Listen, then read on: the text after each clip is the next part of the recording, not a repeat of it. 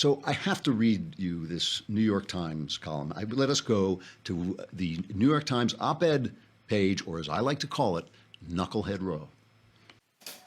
Oh, hey, hey, oh, hey, oh, let's go waltzing down to Knucklehead Row. All right. Charles Blow, the most aptly named columnist at the New York Times, because everything he writes blows. He wrote this column today, Trump isn't Hitler, but, you know the old expression that everything you say before but doesn't matter? Yeah. Trump isn't Hitler, but the lying.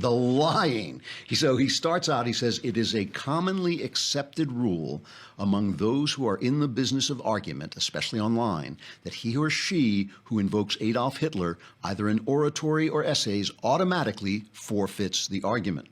The reference to Hitler is deemed far too extreme, too explosive, too far beyond rational correlation. No matter how bad a present-day politician, not one of them has charted or is charting a course to exterminate millions of innocent people as an act of ethnic cleansing. And yet...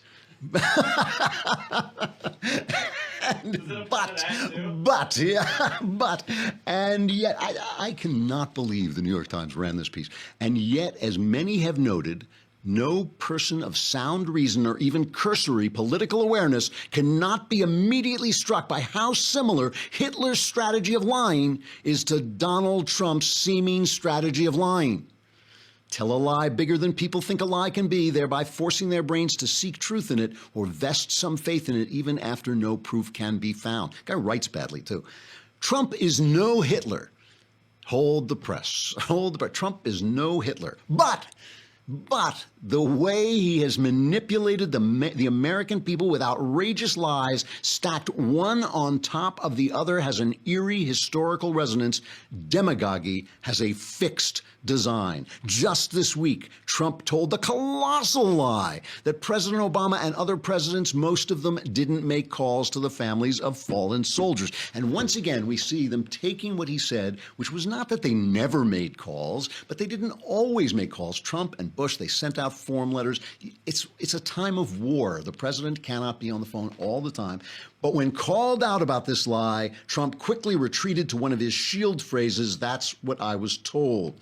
The world has seen powerful leaders use lying as a form of mass manipulation before. This is an amazing, amazing piece of trash that really belongs in a left-wing college sophomore rag. The world has been seen powerful leaders use lying as a form of mass manipulation before. It is seeing it now, and it will no doubt see it again. History recycles, but the result doesn't have to be, and hopefully never will be again, a Holocaust. It can manifest as a multitude of other lesser horrors in both protocol and policy, including the corrosion and regression of country and culture. That is the very real threat we are facing.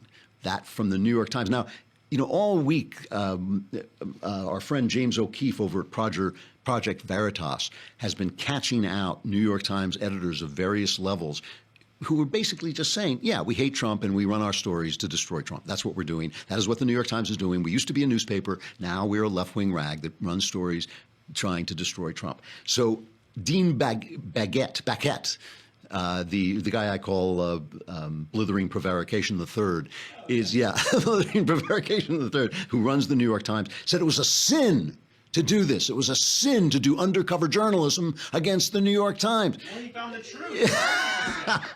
It's a sin. And, you know, the New York Times just did an undercover piece about the alt-right. They just went undercover. Yeah, but that wasn't a sin. But this is a sin. But luckily, James O'Keefe got the, what's his name, Clifford Levy, the deputy managing editor of the New York Times. He confronted him, and Levy explained everything. It just came clean. He was very honest and direct. Here's the video.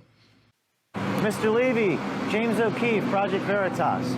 Is Nick Dudick still working at the New York Times? You said you're reviewing the situation. We checked. He's no longer on the directory at the New York Times website. You have any comment about Desiree Shu, released yesterday? She's a senior editor, and she said the same thing that he said. You said that Nick was just a junior position who did the unethical activity. So what do you have to say that now a senior editor has been exposed? No comment. Do you agree with Dean Baquet, executive editor, saying that I'm a sinner? Okay. He is avoiding us. He is going into the coffee shop.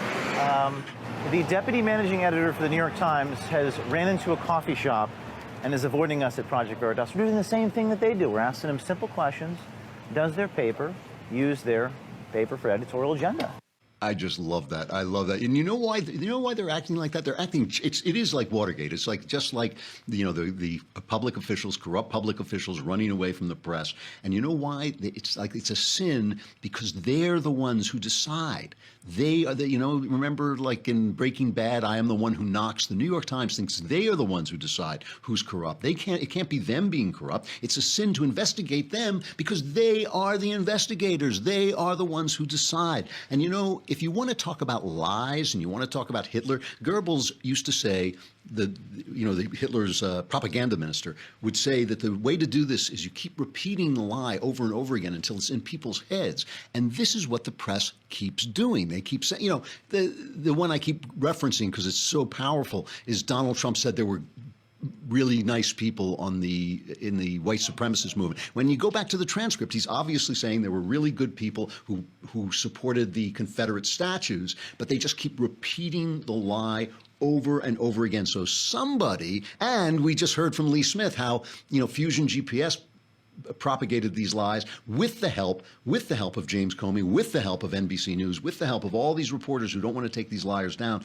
So when we are talking about the big lie, I don't know. I don't want to make reference to Hitler, but the New York Times and the rest of the press have a lot to answer for.